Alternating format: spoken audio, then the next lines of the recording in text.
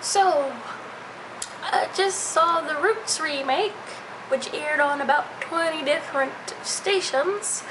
And I will say that originally I was not looking forward to seeing this movie. I mean, I was excited a little bit, but I wasn't really, yay, let's watch another remake, because remakes have a tendency of being terrible and worse than the original.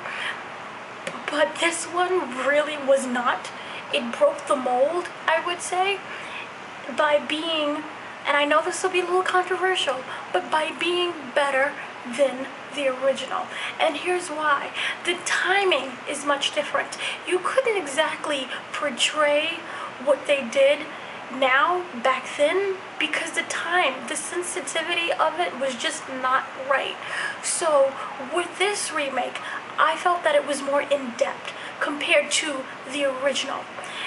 When it portrayed slavery and the gruesome, brutal nature of it, they didn't gloss over it. They was really, when I was sitting there, I was like, oh, wow. They showed the tools that they used for the force feeding. They showed the people being decapitated and the mutilation that they was doing to their bodies. They showed the suicides, the slaves trying to commit suicides because they knew that this life that was coming up was not worth living.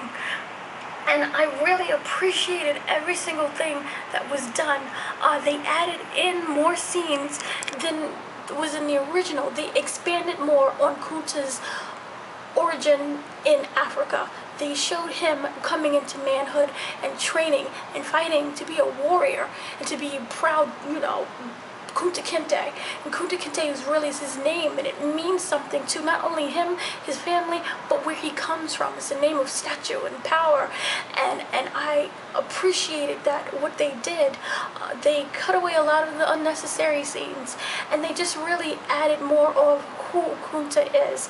And when he is placed into that ship, and it shows that, oh, Africans sold out other Africans. No, they were lied to and cheated just as any other person, by promises of gold or houses or silver, just like you would see in the Bible. And I really appreciated that they showed that. And it's not to say, oh, look, slavery wasn't that bad. Yeah, it was. It was terrible. And they showed that by the pure mutilation that they would do, the decapitations, that they would hang the heads to warn other slaves. If you're gonna run, if you think you're getting off this boat, we have another thing coming. It's not gonna be that way. And I appreciated every single thing that was stated, that was shown in the movie.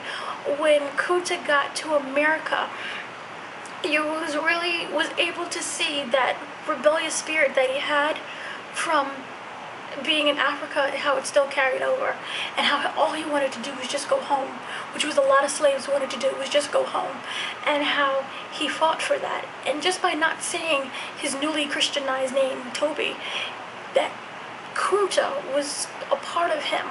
Kunta was who he is, and no amount of name, Toby, could ever change that. But during that infamous whipping scene, when he finally broke and said Toby, it played out where you saw in a flashback of his parents basically looking for him and walking away and saying he's not there anymore. But Forrest Whitaker, who played Fiddler, and he did an amazing job as Fiddler, he told him that no matter where you are, no matter what your name is, you're here, but your heart will always be in Africa. You will always be Kunta. You will never lose that identity, no matter what happens to you.